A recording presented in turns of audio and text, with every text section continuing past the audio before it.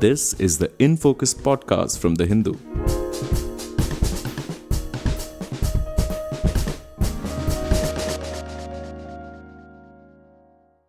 Hello and welcome to another edition of the In Focus podcast. I'm your host G. Sampath. Jammu and Kashmir is set to hold its first assembly elections since the abrogation of Article 370. The polls will take place in three phases on September 18th, 25th and October 1st. The counting of votes will happen on October 4th. Given that these are the first assembly elections in 10 years, what is the mood on the ground? What are the poll promises being made by the contending parties, and how do they stack up against each other in different parts of the Union Territory? In this episode, we present a preview of the upcoming assembly polls, and joining us today is Peerzada Ashiq, the Hindu's Srinagar correspondent. Ashiq, thank you so much for joining us and welcome to In Focus. Thanks for having me. So Ashiq, to start with, can you just give us sort of a brief lowdown on how the seat sharing went down among the India Alliance members? I mean, is there any kind of a discernible strategy or pattern that has been adopted by the Congress, National Conference and PDP? I don't know if PDP is part or is it going independently? If you can just throw some light on these basic questions. I think, at the top level, both in National Conference and the Congress, there is this realization we have to join hands in Kashmir to fight against BJP. But if you look at the regional level, you will find that the coalition, when it was being stitched together, there were some shaky and rocky moments. I remember National Conference Vice President Umar Abdullah saying that there are a few seats where we have certain reservations. National Conference's stand on the pre-poll agreement was that most of or all the seats from Kashmir Valley should go to the National Conference, and there should be a seat sharing arrangements only in the Jammu region. But when Farooq Abdullah and the top leadership from Delhi, including K. Venugopal and others, they met and they decided that out of 90 seats, they will go for a seat sharing arrangement on 83 seats. Out of 83 seats, 51 seats has gone to National Conference and the rest to the Congress. PDP, despite being a partner in the India bloc, is not part of the pre-poll alliance. The reason is that National Conference looks at PDP as a rival on the ground. So it was one of the sort of conditions to join hands with Congress that they will not include PDP in the alliance. But of late, there are more developments. As I said, at the party level or at the lower assembly segment level, I don't see that kind of cooperation from the two parties to pull it together. For example, in Ganderbal, where Umar Abdullah has filed his nomination, we saw that a Congress leader is contesting as an independent. So there are many places where National Conference has fielded their candidates as an independent. And these are those seats where the two parties has gone for a pre-poll arrangement. So I would still say there are pockets where they are contesting very closely. We saw it in South Kashmir, Kokarnag, Duru. The two parties are campaigning together. But in Banihal, we saw the former J&K Pradesh Congress Committee chairman, who is also a contestant from Banihal, criticizing National Conference, criticizing Umar Abdullah, criticizing National Conference founder Sheikh Abdullah, even going to the extent that the red flag of National Conference is something which reflects the blood of Kashmiris. So there has been still certain sticky points. There has been exchange of barbs at some level between the two alliance partners. I would say it's an alliance, but on shaky grounds. Sampath. Right. Thank you for that detailed sort of background, Ashiq. Appreciate that. Now, the question which immediately follows what the points you've just made is that if they are going to be contesting against each other in so many of these seats, by either making an independent, as making their own candidate stand as an independent or whatever, is there a chance of the BJP benefiting from a three-way contest? You've got the India Alliance candidate and you've got the PDP candidate or an independent NC candidate, and then you've got the BJP. So will there be, will the BJP end up benefiting from this cutting of votes from the anti-BJP vote? That's right. I won't say BJP, but I will say the third party because there are smaller parties. BJP is not contesting from all seats of Kashmir. Kashmir Valley has So what 47. is the orientation of these third parties? Are they oriented towards the BJP, or are they completely third, as in neither BJP nor India Alliance? See, if you look at J&K People's Conference, it is headed by Sajad Lone. In 2014, he became the part of the PDP BJP regime, and he got a cabinet berth or a ministerial post from BJP quota. If you consider that he's closer to BJP, then yes. Similarly, we saw J&K Apni Party, which was floated after 2019. It's headed by Alta Bukhari. It was the only party which was given an audience in Delhi by Prime Minister Narendra Modi, Union Home Minister Amit Shah. So he has been constantly in touch with the leadership of the BJP in Delhi. Will that mean that they are the party or being backed by BJP? I would say they are closer to BJP. I will not use the term that they're backed by the BJP, but yes, there are political forces, third forces, which are closer or had links with the BJP in the past, and they still maintain some degree of relationship with the BJP. So, in case a national conference and the Congress, besides as per the seat allocations, they field independent candidates, it's going to benefit them. Take example of Sopor in North Kashmir. So we saw Congress as a candidate there. So NC has a candidate there, and other parties. It's a small constituency. So in a smaller constituency where your voter percentage is very less, and there you also have a pocket of boycott constituency. So the chances of any player winning from that seat gets easier. It will not be easy for National Conference and Congress to claim that they are going to win hands down. What about seats where the India Alliance, either the Congress or the NC, are up against a PDP candidate? Are there such situations in many seats? Yes. For example, in South, in Kulgam. So, interestingly, the joint candidate of India Alliance is MY Tarigami, who heads the CPIM. So, there is a direct contest between CPIM and PDP, there. So, for example, take Bijbehara, which is the hometown of Mehbooba Mufti. She is herself not contesting. She has taken this position. She will not contest elections in J&K as till it remains a union territory. But her daughter is contesting from Bijbehara. So there it's a fight against PDP and the joint candidate, Dr. Bashir Veeri, who is pitted against Iltija Mufti, Mehbooba's daughter. As I said, there are a few constituencies where they are putting force together and fighting. But there are many assembly segments where they have divergent interests. Either they are fighting as independents or they are not backing each other fully.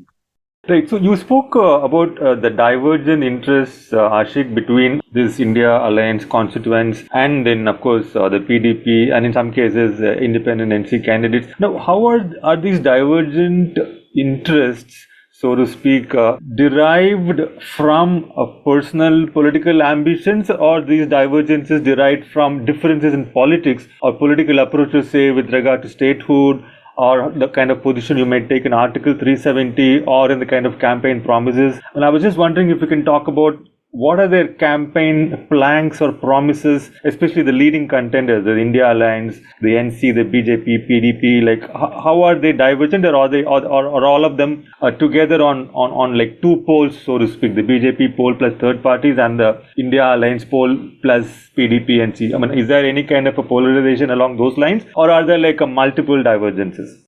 There are multiple divergences. Let us start from, say, India Alliance. Despite contesting together, both Congress and National Conference issued separate manifesto, and there is a reason for that. If you look at the manifesto of the National Conference, they talk about restoring Article 370. They talk about reversing all those laws which were extended to Jammu and Kashmir after 2019. They talk about revocation of laws like Armed Force Special Powers Act, Public Safety Act. Now look at the manifesto of Congress. In Congress, they talk about statehood. They talk about a statehood with two houses, upper house and lower house, but they drop any mention of Article 370. They drop mention of any revocation of any particular law in J&K, which NC claims was abused against locals or misused against locals. So I would say, even if they are contesting together, but that they are not leaving their political positions on Kashmir. If Congress started talking about revocation of Article 370, there is a cost to pay for the party at the national level. So they have maintained, I would say, an intelligent distance from national conference when it comes to the manifesto. But if you look at the manifestos which were also released by the smaller parties like J&K Apni Party, J&K People's Conference, and PDP, by and large, everybody talks about reversing Article 370, which is restoring Article 370. By and large, they talk about scrapping laws like Public Safety Act, under which is a law deals with preventive detention. We saw in 2019 most of the top leaders, including Umar. So would you include even a party like Apni Party in this, who want a revocation of Yes. Article 3? Because many people would see it as a proxy for the BJP, so to speak, Even if they have closer relation with the BJP, both Sajad Loan's J&K People's Conference and Alta Bukhari's J&K Apni Party, in their manifesto in black and white, has suggested that Article 370 should be restored. Kashmir should be given pre-August 15, 2019 position, which means it should be restored as it was on August 14th, 2019. So because unless they have to survive politically, the smaller players, they have to reflect the sentiments on the ground. Would it be fair to say that except for the two national parties, the Congress and the BJP, every other local party is united on this Article 370 status being revoked? If yes, by and large, I would say all significant smaller players who have certain electoral base and has won elections in the past too are for restoring Article 370. If you look at the BJP's manifesto, it is high on freebies, but politically it doesn't offer much, except for example, BJP's manifesto is different from Congress's or the regional parties from the point of view. They talk about reservation to OBCs, they talk about return of Kashmiri Pandits, they talk about restoration of temples, around 100 temples in Jammu and Kashmir.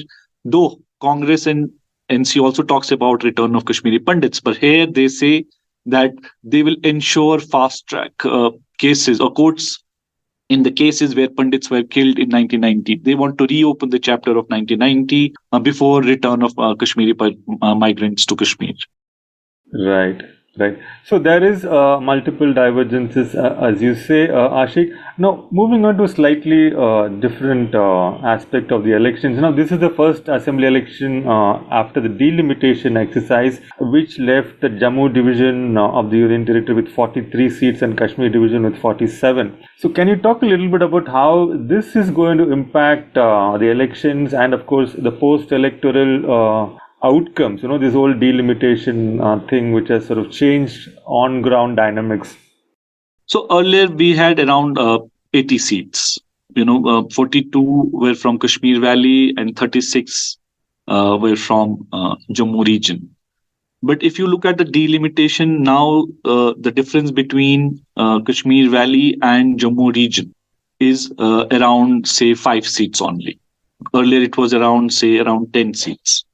So what is interesting in this delimitation is, one, it was done in the middle of the process of delimitation for the country, which is scheduled for 2026.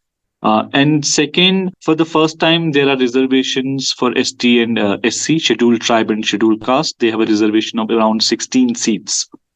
So what is also, there were allegations when these seats were recreated or redrafted on ground. So the regional parties in J&K, they accused the commission which did the delimitation of incorporating new factors. Earlier, the delimitation would be only based on on population. But in Jammu region, they have considered the topography, they have considered the accessibility of the area.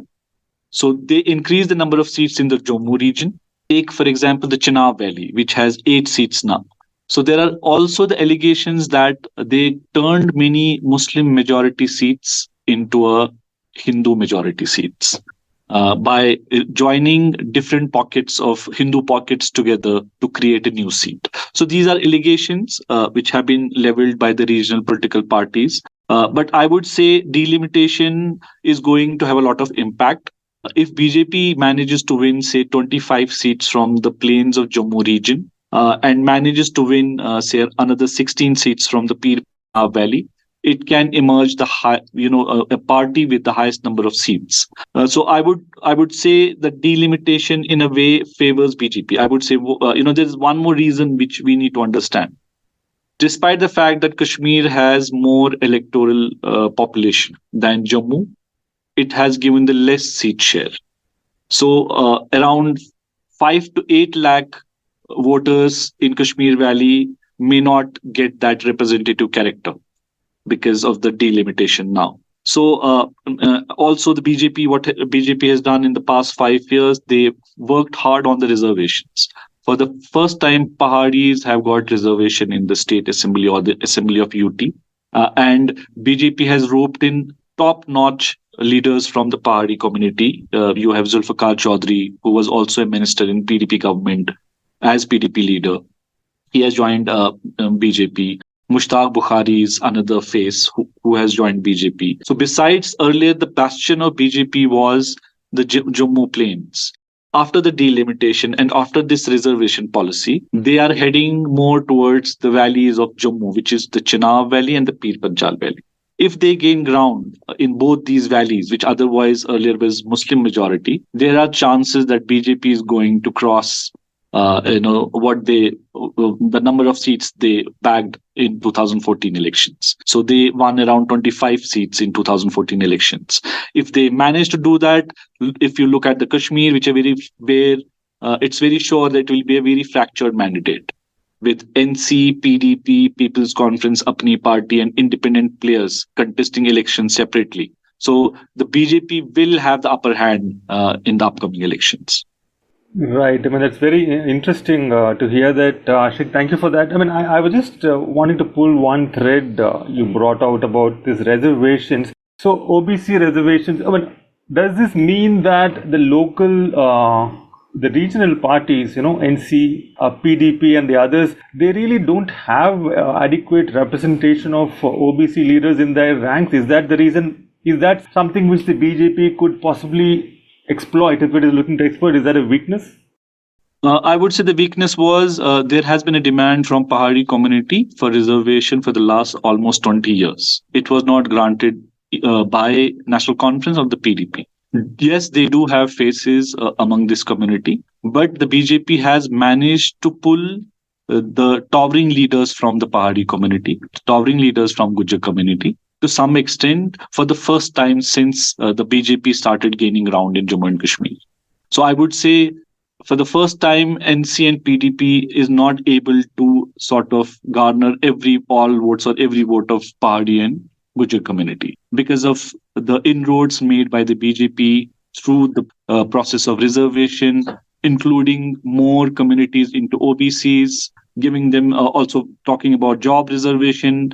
Even if you look at their manifesto or you look at the speeches made by Amit Shah in Jammu, so he made it very clear, we will not allow anybody to touch with the reservation of these marginalized communities. So they are ensuring that they have the Hindus of Jammu with them and they have the other communities, not necessarily Kashmiri speaking population, but Paharis and Gujars, which is also a linguistic minority in J&K, on their side this time. Right. I mean, quite a fascinating kind of social engineering happening here. Moving on to another aspect, Ashiq, a lot of reports have sort of made much of the fact that in the Lok Sabha elections, Jammu and Kashmir had a record voter turnout, 58.46%, which is the highest in 35 years. So this is sort of interpreted to mean that there is a lot of enthusiasm on the ground for the elections. People are sick of bureaucratic rule. They want actually an elected government. So what is your reading of the mood on the ground? I mean, from one point of view, you could argue also that it might at the end of the day be a lame duck, quote unquote, government because it's a union territory, maybe much like what the Aam Aadmi Party might be facing. It's an elected government in Delhi too. So what are the primary expectations from the people, and or what they are expecting, or is the mood, is it matching with what the parties are offering to them? See, yes, we saw highest poll percentage or voting turnout, earlier this year when the Lok Sabha elections were held. And there is a context to it. The context is 2019. What happened post 2019? Post 2019, when the Article 370 was revocated, or the provisions of Article 370 were revocated, there was a major crackdown on Hurriyat and separatists. And there was also a major crackdown on civil society in Kashmir. So there are a large number of people who are behind the bars, even after 5 years of revocation of Article 370. So just 4 days back, I visited South Kashmir. I almost visited around 3 districts, which has around 12 assembly segments. And this is the harvest season in Kashmir. Everybody is busy with apple harvesting and walnut harvesting. So I was talking to people on the roadside.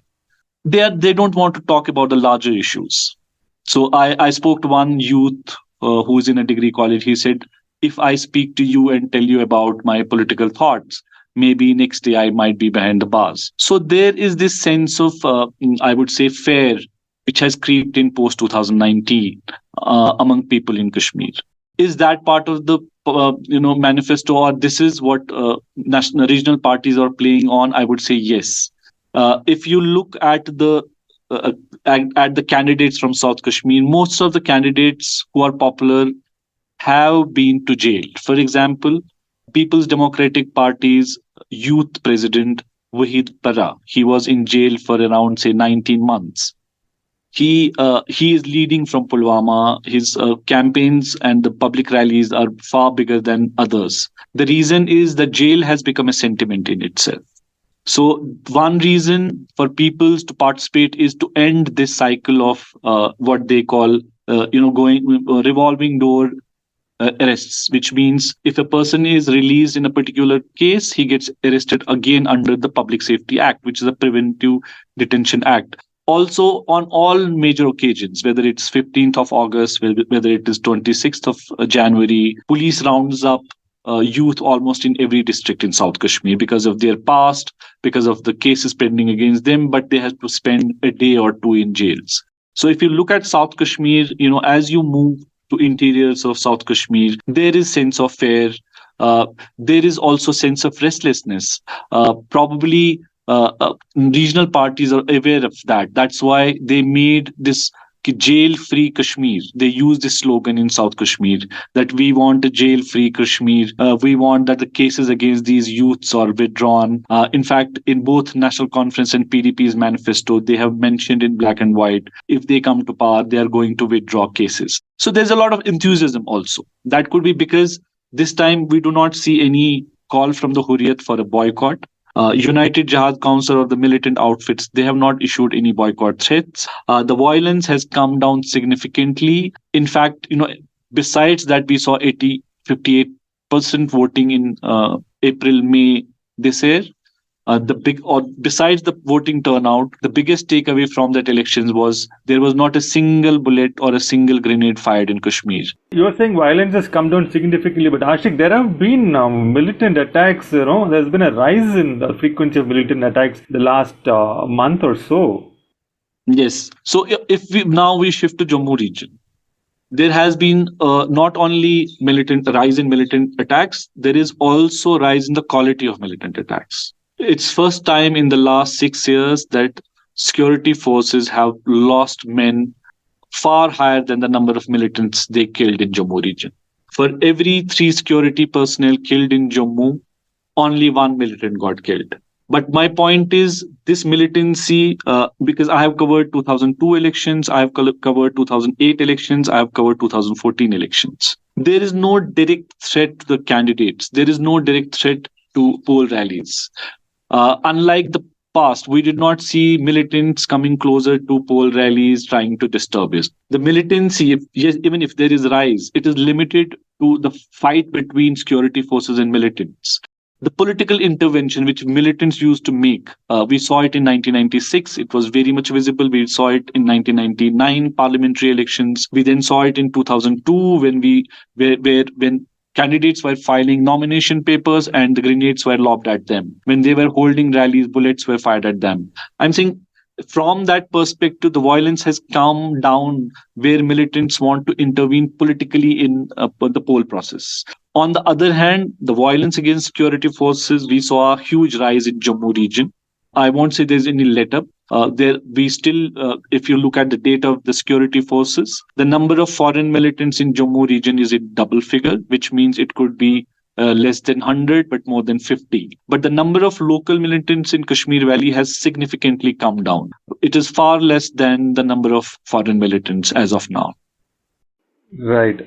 Thank you for that distinction you made between, militant violence, which is aimed at some kind of political intervention, versus militant violence, which is purely sort of aimed at, security forces. I think that's an important distinction, especially in the context of concerns about militancy in a time of elections.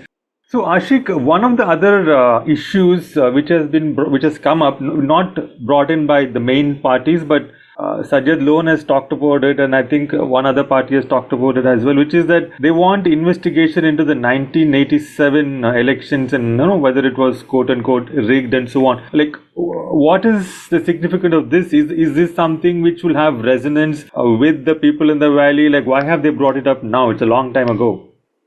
See, Sajjad Lone mentioned that there should be a commission which will look into the allegations of rigging of 1987, even in their manifesto. And he talks about it repeatedly in his poll speeches. And there is a backdrop to it. Sajjad Lone's father, Abdul Ghani Lone, was a mainstream leader who jumped into separatism, and he was assassinated in 2001.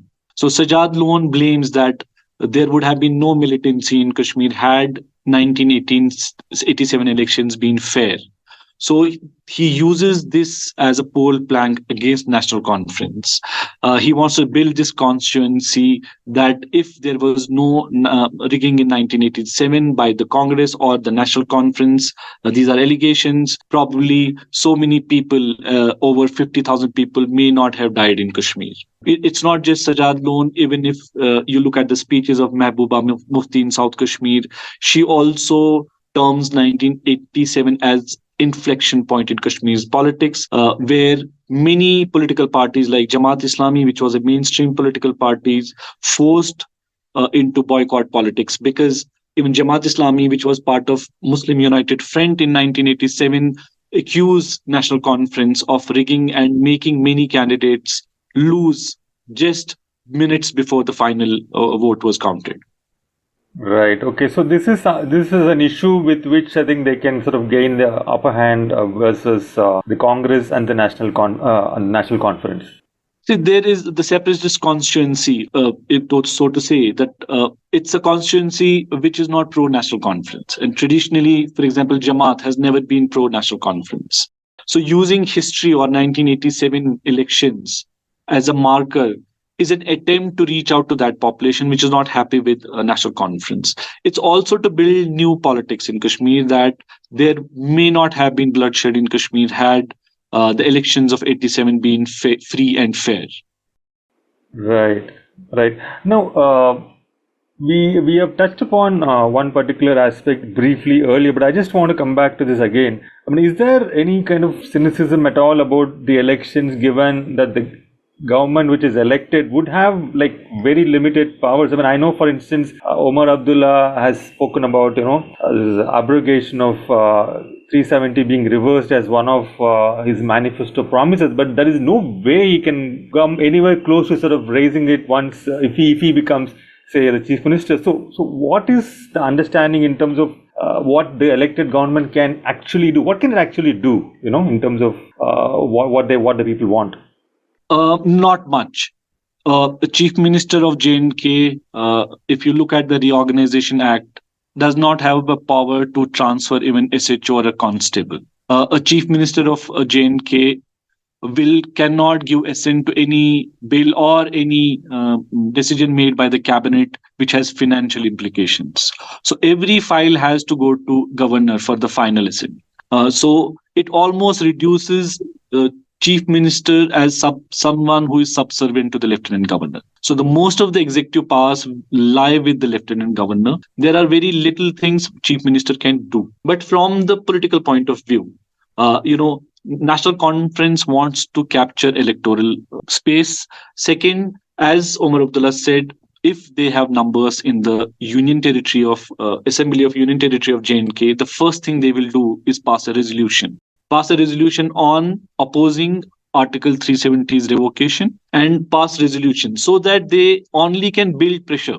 They don't have means and mechanism to reverse anything except for doing moral politics, in the sense creating moral issues for Delhi, for BJP and the lieutenant governor.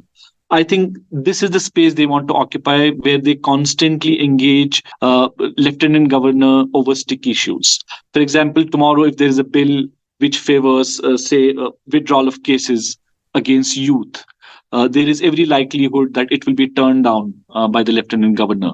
But the fact remains that they made their political act, and it is Delhi. They have to decide, what to do if there is deepening alienation in Kashmir. So even if for Delhi, it's not an easy call. I mean, we understand that they have used this iron hand politics or approach to Kashmir in the past 4 years. But now that we have an elected government, we are going to have an elected government by October 8 in J&K. I don't think they can afford to go with the same speed or with the same hardball they were in the past. So there are chances of constant friction between lieutenant governor and the elected chief minister, and there are chances of constant. Sometimes I fear, if this government can last the entire term, given the powers it has. Right. No, I appreciate what you said, Ashiq, about this elected government and chief minister having basically the capacity to exert moral pressure, political pressure on the center. By basically you come up with better optics in terms of what your political agenda is. That I understand. But as a voter, I mean, if I'm electing a state government, an assembly, and if I'm electing a chief minister, I want to know what can he or she do in terms of governance. Is there anything at all that chief or CM can do in terms of governance? I mean, let us say I buy your point about political pressure, etc. But in terms of governance, what can the chief minister do? There are a few issues, of governance. For example, in the past 5 years, the electricity fee was hiked in Kashmir. In the last 5 years, property tax was introduced. It was never there before 2019. So these are the issues where government can take call. I mean, this is not something where a lieutenant governor is going to oppose because there is a national interest attached to it. So there are many governance issues where if there is elected government with numbers, they can push reforms when it comes to electricity, when it comes to employment of youth, when it comes to the recruitment, because we saw in the past 5 years, most of the recruitments came under scanner because of the scams. So they can bring more transparent means to recruit youth so that the alienation comes down among them. So it's not that if you look at the larger issues, maybe the chief minister may not be able to do much, but there are issues where they can actually put their foot down and bring some relief to people in Kashmir. Great. I think that is a sort of a sign of hope and anticipation for the voters going to the polls, which is great. Now, one last question before we wrap up, and a slightly technical one. Now, can you explain what is the thinking behind holding the polls in 3 phases, A and B? The counting is happening on October 4th, but the results, unless I get it wrong, are going to be announced only on 8th. I mean, that is not common in the rest of the country. Usually, counting and the results happen on the same day. I mean, is that something of a departure? How do you see that? No, if you look at the past elections, we had elections where a particular, for example, South Kashmir went for polls in 5 phases. That way, the government or the Election Commission of India has reduced the number of phases. There were elections which were in 8 phases also. There were elections in 5 phases also. About the counting, earlier it was slated for October 2, but now they are doing counting for both Haryana as well as Jammu and Kashmir on 8th of October. It will give politicians sleepless nights, but I don't think it will be of any, there will be criticism of the fact that it was delayed, the counting. Yeah, but is the counting on October 4th or is it on October 8th? Earlier it was on October 4th. Then the Election Commission issued a fresh notification, and they decided the 2 states or one union territory of Jammu and Kashmir and Haryana as a state where elections are due, the counting will be done on the same day, which is October 8th. So I will not attach much significance to the fact that the number of phases are less or more, or there's a delay in the counting. Why I am saying this, because there has not been any criticism from any regional party or from Congress or any other party in J&K regarding the ECI move to change the counting date. Right. There's one more question I think we sort of missed out on, which is the release of engineer Rashid on bail, and he's going to be campaigning as well.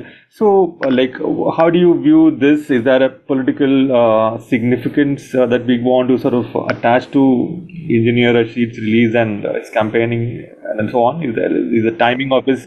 There are multiple layers to engineer's release. One is the timing. He contested Lok Sabha elections. In fact, he won, but he was not allowed to do campaign.